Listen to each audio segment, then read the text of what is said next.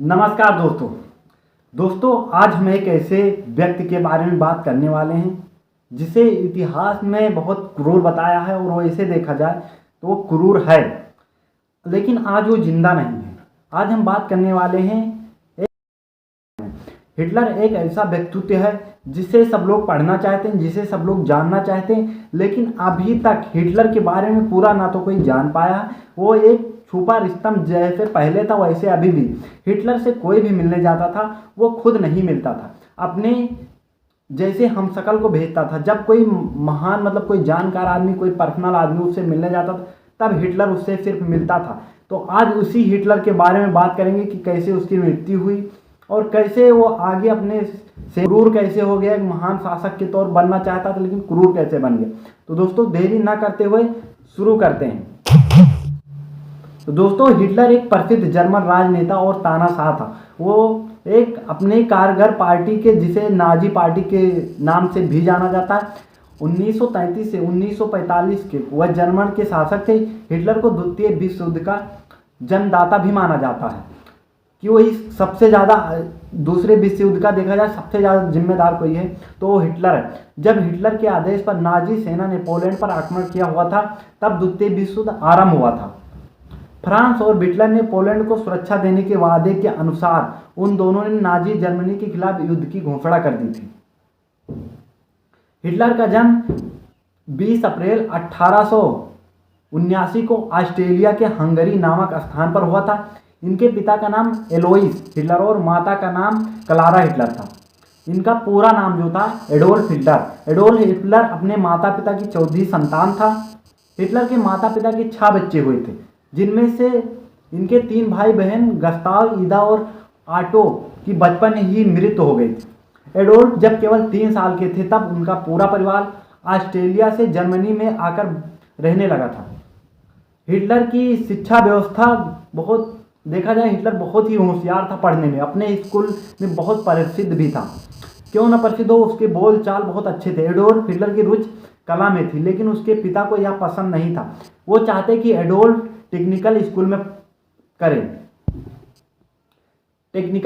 पढ़े। एडोल्फ के पिता ने उन्हें सितंबर 1900 में लिंज में रिचुअल में भेज दिया, जिसके कारण उन्हें अपनी फाइल कला को खत्म करना पड़ा, अपने पिता के साथ झगड़ा करना पड़ा। एडोल्फ हिटलर अपने पिता के प्रभाव के साथ एक बहिरागी, असंतुष्ट, एक क्रोधित बच्चे बन गया। 1903 में उनके पिता की अचानक मृत्यु हो गई। हिटलर की माता कैंसर से पीड़ित थी और वह अपने माता के बहुत ज़्यादा करीब था।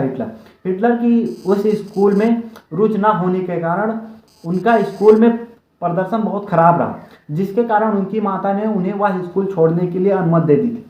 सितंबर 1904 में हिटलर ने रिचुअल में प्रवेश किया और उनकी प्रगति होती चली गई। उस समय वह केवल 16 वर्ष का था। इसके बाद एडोल्फ हिटलर ने 4 साल में बिताया और फिर 1905 में अपना स्कूल पूरा किया और अपने पेंटर बनने के सपने को पूरा करने के लिए लिंज से वियना चले गए। यहाँ पर उन्होंने फाइन कला की विनर्स एकेडमी में प्रवेश करने की कोशिश की और 2 बार मना कर दिया गया। कला विश्वविद्यालय में प्रवेश न हो पाने के कारण वह पोस्ट कार्डों पर चित्र बनाकर अपना जीवन यापन करने लगे। देखा जाए प्रथम विश्व युद्ध, हिटलर साम्यवादियों और यहूदियों से घृणा करने लगा। जब प्रथम विश्व युद्ध आरंभ हुआ तो वह सेना में भर्ती हो गए और फ्रांस में कई लड़ाई में उन्होंने भाग लिया। युद्ध में घायल होने के कारण 1918 में कई दिनों तक अस्पताल में रहे। जर्मनी की पराजय को अपना बहुत गहरा दुख हुआ। 1918 में एडोल्फ हिटलर ने नाजी दल की स्थापना की थी। इसका उद्देश्य साम्यवादियों और यहूदियों से सब अधिकार छीनना था। इस दल के सदस्यों में देश प्रेम की भावना को कूट कर भरा हुआ था। नाजी दल के लोगों ने विरोधियों को प्रथम विश्व युद्ध की हार के लिए दोषी ठहराया। आर्थिक स्थिति खराब होने के कारण जब नाजी दल के नेता हिटलर ने अपने ओजस्वी भाषणों से उसी ठीक करने का आश्वासन दिया तो अनेक जर्मनी लोग इस दल के सदस्य बन गए। हिटलर ने भूमि सुधार करने, वर्सोई संधि को समाप्त करने और एक विशाल जर्मन साम्राज्य स्थापना करने का लक्ष्य जनता के सामने रखा, जिसके कारण जर्मन लोग सुख से रह सके। 1922 में हिटलर एक प्रभावशाली व्यक्ति बन गए। उन्हें स्वास्तिक को अपने दल का चिन्ह बनाया, जो हिंदुओं का शुभ चिन्ह माना जाता। 1923 में हिटलर ने जर्मन सरकार को उखाड़ फेंकने का प्रयत्न किया, लेकिन वह इसमें असफल रहे और उन्हें जेल में रहना पड़ा। जेल में एडोल्फ हिटलर ने मीन कैंप मेरा संघर्ष नामक अपने आत्मकथा लिखी। इसमें उन्होंने नाजी दल के सिद्धांतों का विभाजन किया और उन्होंने लिखा कि आर्य जात सभी जातियों से श्रेष्ठ है। जो जर्मन आर्य उन्हें विश्व का नेतृत्व करना चाहिए। यहूदी सदा से संस्कृत में रोड़ा अटकाते आए हैं। जर्मन लोगों को साम्राज्य विस्तार का पूर्ण अधिकार है और रूस से लड़कर उन्हें जीवित रहने के लिए भूमि प्राप्त करनी चाहिए। 1903 से 1938 तक जर्मन में बेरोजगारी बहुत ज़्यादा बढ़ गई थी। संसद में नाजी दल के सदस्यों की संख्या 230 हो गई। 1932 के चुनाव में हिटलर को राष्ट्रपति के चुनाव में असफलता मिली। जर्मन की आर्थिक दशा और भी ज़्यादा बिगड़ गई। वह विदेशों में उससे सैनिक शक्ति बढ़ाने की अनुमति दी। 1933 में चांसलर बनते ही हिटलर ने जर्मन संसद को भंग कर दिया और साम्राज्यवादी दल को गैर कानूनी घोषित कर दिया। राष्ट्र को स्वावलंबी बनने के लिए ललकार हिटलर ने डॉक्टर जोसेफ गोएब्स को अपना प्रचार मंत्री नियुक्त किया। नाजी दल के विरोधी व्यक्तियों को जेल खाने में डाला और कार्यकारिणी और कानून बनाने वाली सारी शक्तियां हिटलर ने अपने हाथों में ली। 1920 में हिटलर ने अपनी आप को सर्वोच्च न्यायाधीश घोषित कर दिया। उसी वर्ष हिंडरबिर्ग की मृत्यु के पश्चात राष्ट्रपति भी बन गए। इसके बाद नाजी दल का आतंक जनजीवन में प्रत्येक क्षेत्र में छा गया। 1933 से 1938 तक लाखों यहूदियों की हत्या कर दी। नौजवानों में राष्ट्रपति के आदेशों को पूर्ण रूप से मानने की भावना भर दी गई और जर्मन जात का भाग्य सुधारने के हिटलर ने सारी शक्ति अपने हाथों में ले ली। एडोल्फ हिटलर ने 1933 में राष्ट्रसंघ को छोड़ दिया और भावी युद्ध को ध्यान में रखते हुए जर्मनी की सैन्य शक्ति को बढ़ाना शुरू कर दिया। उसी वर्ष ऑस्ट्रेलिया की नाजी दल ने वहां के चांसलर डॉल्फस को मार दिया। द्वितीय विश्व युद्ध की बारे में बात करें।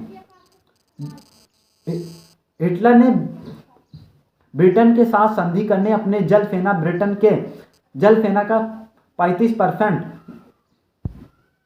रखने का वचन दिया। उसका उद्देश्य भावी युद्ध में ब्रिटेन को तटस्थ रखना था, लेकिन 1935 में ब्रिटेन और फ्रांस इटली ने हिटलर को शास्त्रीकरण नीति की निंदा अगले साल हिटलर ने बताई कि संधि को भंग करके अपनी सेना फ्रांस के पूर्व राइन नदी के प्रदेश पर अधिकार करने के लिए भेज दी। 1937 में जर्मनी ने इटली से संधि की और उसी वर्ष ऑस्ट्रेलिया पर अधिकार कर लिया। हिटलर ने चेकोस्लोवाकिया के उन प्रदेशों को लेने की इच्छा की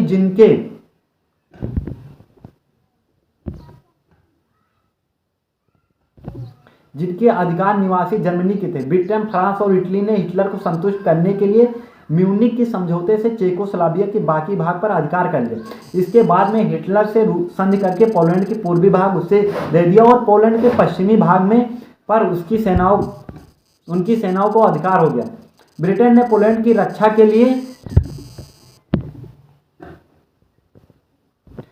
लिए अपने सेना भेजी। इस पर द्वितीय विश्व युद्ध शुरू हुआ। फ्रांस की हार के बाद हिटलर ने मुसोलिनी से संधि करके रूस सागर पर अपना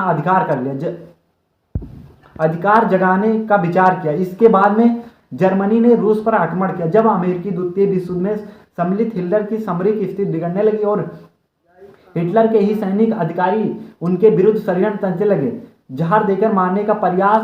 हिटलर हमेशा मौत के डर से साए में रहता था और उसे पल पल यह डर सताता रहता कि उसके खाने में कहीं से जहर न दे दिया जाए। उन्हें अपने हर निवाले में मौत नजर आती थी, क्योंकि इंग्लैंड हिटलर को जहर देना चाहता और हिटलर को अपने जासूसों को इस बात का पता चल गया था कि उसे जहर देकर मारने का प्रयास किया जा रहा है।